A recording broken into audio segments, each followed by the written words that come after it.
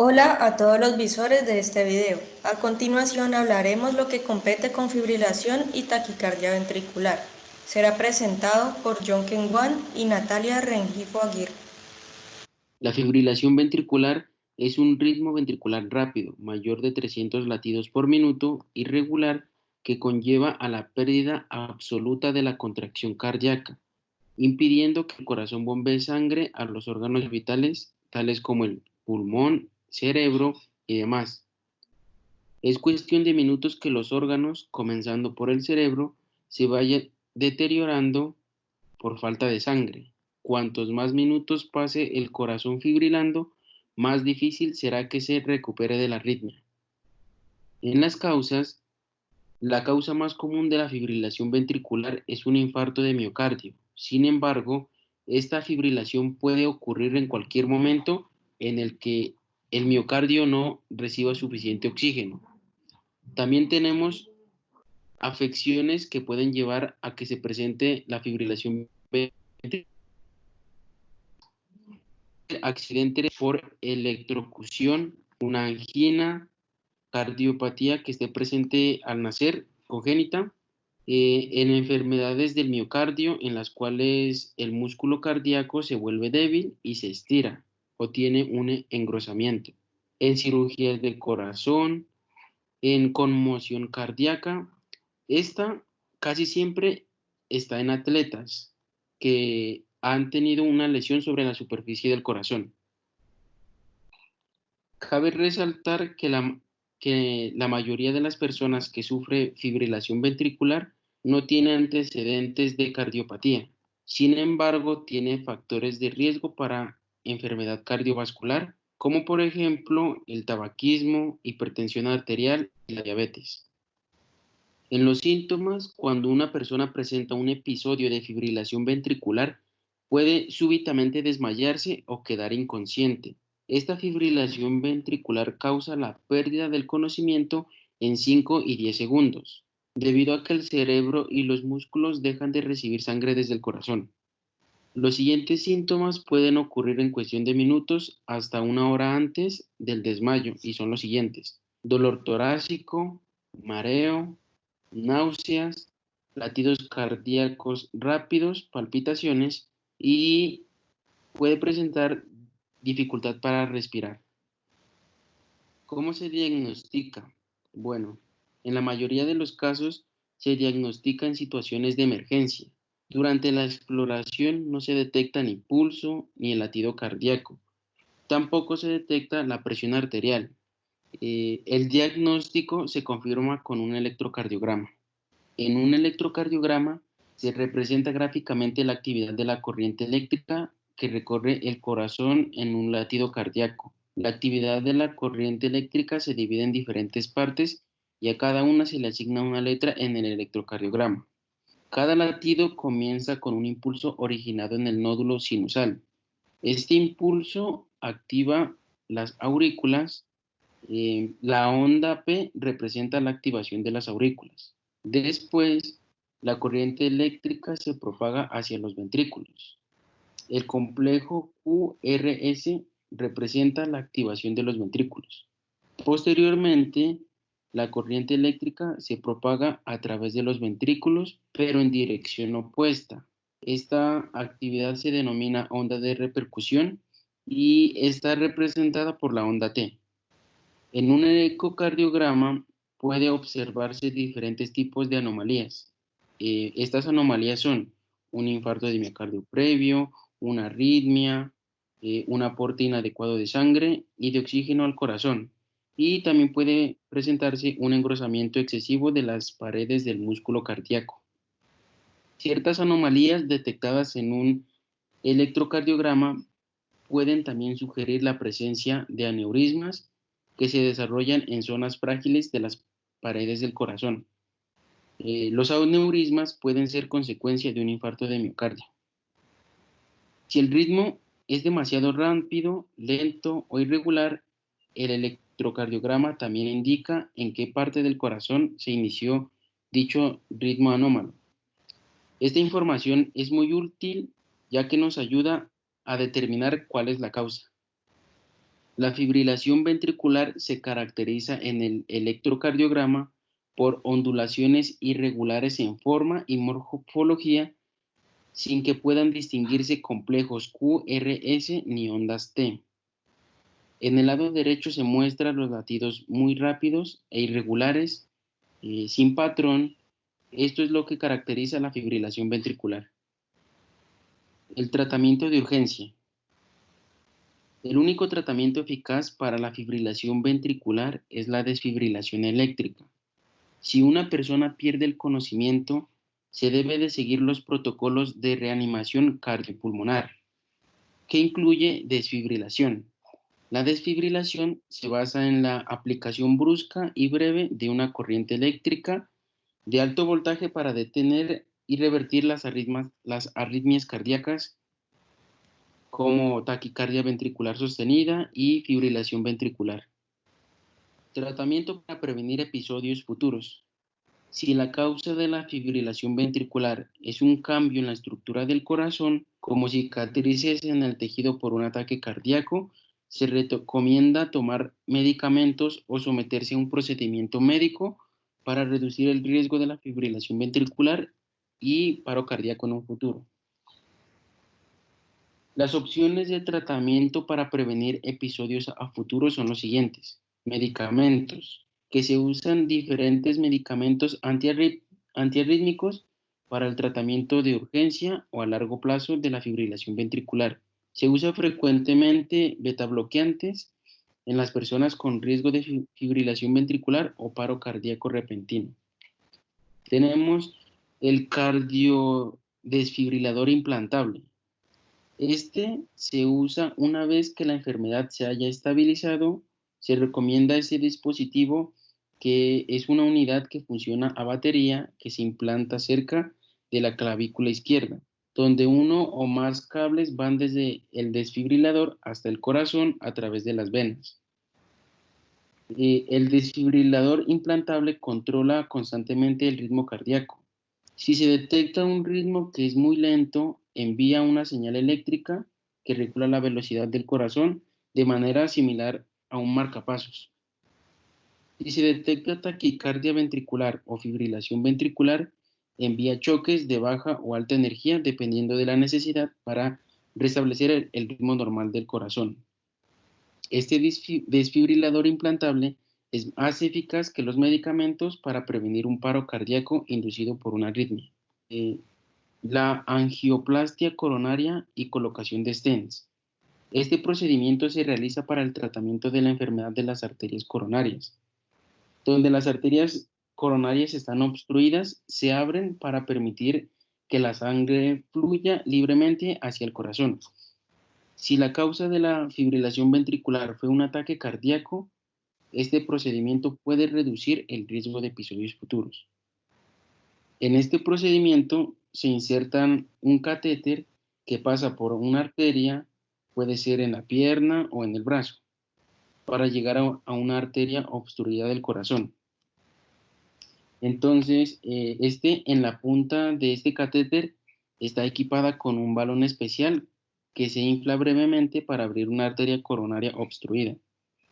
Y al mismo tiempo es posible que se inserte un stent de malla metálica en la arteria para mantenerla abierta a largo plazo, restaurando así el flujo de sangre al corazón. Y otro procedimiento para mejorar el flujo sanguíneo es la cirugía de bypass de la arteria coronaria, que consiste en coser venas o arterias colocadas en un lugar por encima de la arteria coronaria obstruida o estrecha para restaurar el flujo de sangre al corazón. Esto podría mejorar el suministro de sangre al corazón y así reducir el riesgo de fibrilación ventricular. Denominamos taquicardia ventricular al conjunto de 3 o más extrasístolas ventriculares en una frecuencia cardíaca mayor a 100 latidos por minuto. O también se puede decir que es el hallazgo de 3 o más latidos ventriculares consecutivos a una frecuencia igual o mayor a 120 latidos por minuto. Los síntomas dependen de la duración y abarcan desde ninguno hasta palpitaciones o colapso hemodinámico y muerte. El diagnóstico se basa en el electrocardiograma. El tratamiento de los episodios prolongados consiste en cardioversión o antiarrítmicos en función de los síntomas. Si se considera necesario, el tratamiento a largo plazo debe realizarse con un cardiodesfibrilador implantable. En la clasificación tenemos las taquicardias ventriculares, que pueden ser sostenida, la cual dura 30 segundos o más o son sincopales. Las no sostenidas, que duran menos de 30 segundos y no son sincopales. Tenemos las bien toleradas, las cuales no provocan síntomas significativos. La mal tolerada provoca hipotensión que puede darse por una insuficiencia cardíaca, angina de pecho o síncope. Tenemos también la taquicardia ventricular monomorfa, en la cual un solo foco anormal o una vía de reentrada y complejos QRS regulares de aspecto idéntico. Y la taquicardia ventricular polimorfa, que presenta varios focos o vías diferentes y complejos QRS irregulares de aspecto variable. Es fundamental analizar factores desencadenantes como el consumo de drogas o excitantes, fármacos, alteraciones electrolíticas, hipertiroidismo y otras patologías. La taquicardia ventricular suele complicarse con fibrilación ventricular y esto puede conllevar a un paro cardíaco. En las variedades de taquicardias ventriculares tenemos la taquicardia ventricular post-infarto del miocardio. En su mecanismo interviene un fenómeno de microentrada cuyo sustrato está dado por el tejido fibroso miocárdico. Las formas sostenidas constituyen arritmias malignas, habitualmente recurrentes, capaces de degenerar en fibrilación ventricular y provocar muerte súbita. Tenemos también las taquicardias ventriculares en pacientes con miocardiopatía. Estos pacientes tienen la presentación de taquicardias ventriculares autolimitadas. Suelen ser asintomáticas, detectadas en algún holter que se realiza al paciente y se considera un factor de riesgo de muerte súbita. Las taquicardias ventriculares idiopáticas se presentan en personas sin cardiopatía demostrable. En general, son bien toleradas, pero pueden alterar la calidad de vida por su tendencia a recurrir. Tenemos también el torsades de Pointes, que corresponde a una variedad de taquicardia ventricular polimorfa que ocurre en presencia de un intervalo QT prolongado. La taquicardia ventricular bidireccional se caracteriza electrocardiográficamente por la presencia de complejos QRS con patrón de bloqueo de rama derecha y alternancia del eje eléctrico en el plano frontal. Se observan preferentemente en pacientes con intoxicación digital. La taquicardia ventricular asociadas a displasias arritmogénica de ventrículo derecho corresponde a una forma de miocardiopatía que afecta primariamente al ventrículo derecho. Se caracteriza anatómicamente por la ausencia parcial o total de la musculatura ventricular derecha, la que es reemplazada por tejido fibroso y graso. Los síntomas asociados a las taquicardias ventriculares dependen de la frecuencia de la arritmia, de su duración y de la severidad de las enfermedades cardíacas de base. La taquicardia ventricular de duración breve o frecuencia lenta podría ser casi siempre asintomática. La taquicardia ventricular sostenida casi siempre genera síntomas como son palpitaciones, síntomas de compromiso hemodinámico o puede llevar a la muerte súbita. El diagnóstico de taquicardia ventricular se realiza con un electrocardiograma. Toda taquicardia con complejo QRS ancho, es decir, que tenga una amplitud mayor a 0,12 segundos, debe considerarse una taquicardia ventricular hasta demostrarse lo contrario. El diagnóstico diferencial debe llevarse a cabo con la taquicardia supraventricular asociado con bloqueo de una rama del fascículo de His o conducida por una vía accesoria.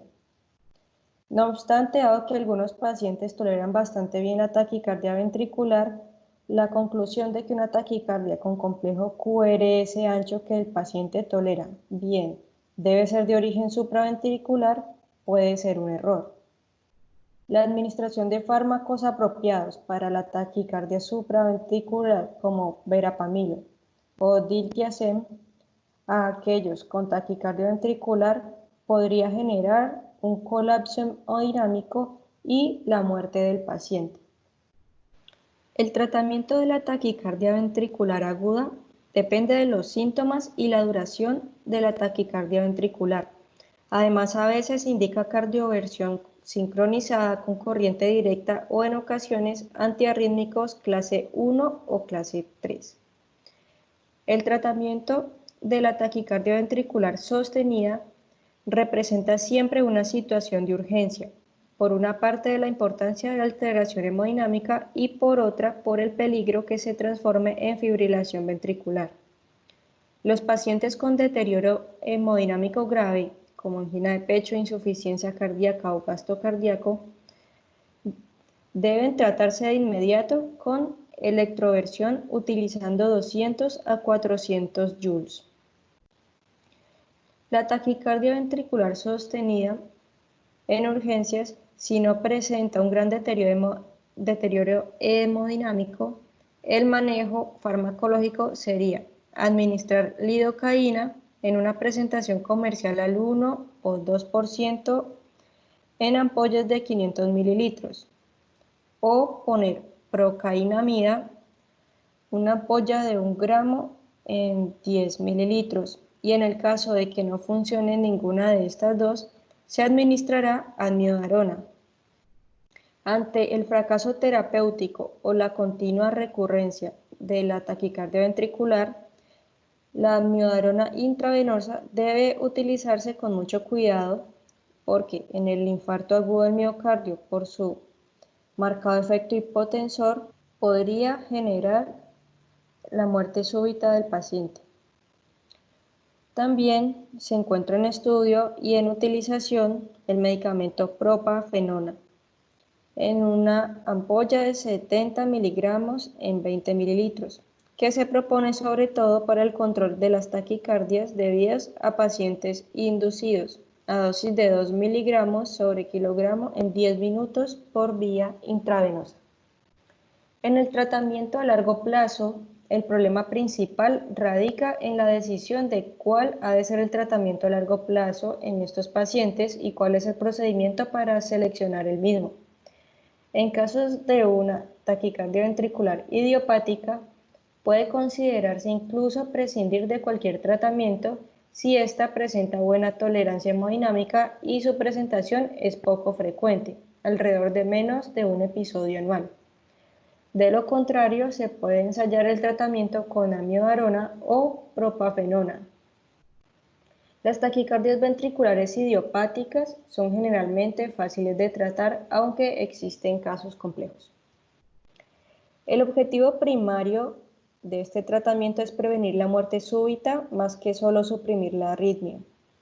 El propósito se logra a través de un implante cardiodesfibrilador, tratamiento basado en la probabilidad estimada de una taquicardia ventricular peligrosa para la vida del paciente y en la gravedad de las cardiopatías subyacentes. No se requiere tratamiento a largo plazo cuando el episodio inicial de taquicardia ventricular se debió a una causa transitoria.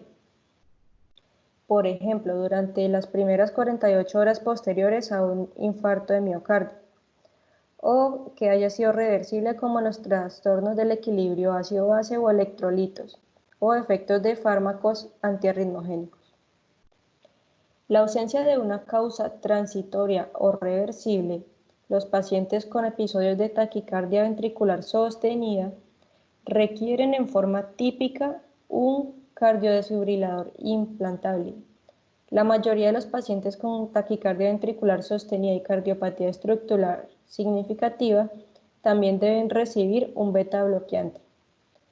Si no es posible implantar un cardiodesfibrilador, la amiodarona puede ser el antiarrítmico de elección para prevenir la muerte súbita.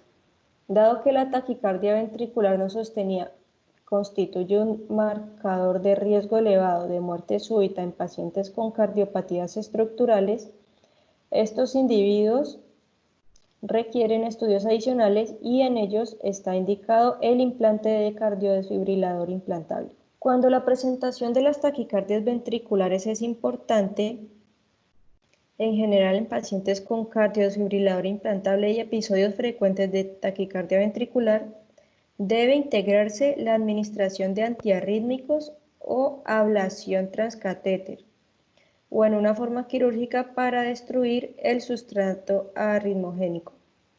Se debe indicar todas las clases de antiarrítmicos, 1A, 1B, 1C, 2 o 3.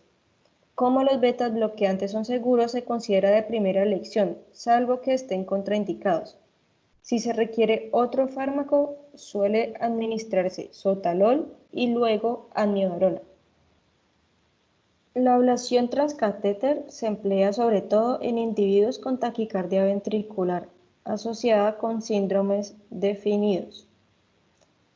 Por ejemplo, del tracto de salida del ventrículo derecho o de la cara izquierda del tabique, sensible al verapamilo, y que no presenten otras cardiopatías.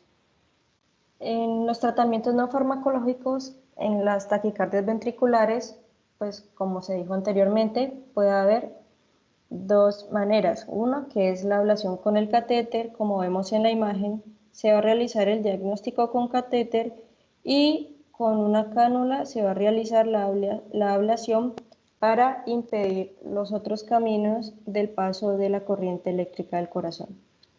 Y en el desfibrilador automático implantable, como se dijo anteriormente, pues va a haber una descarga cada vez que el corazón lo necesite para recobrar el ritmo normal de pulsaciones.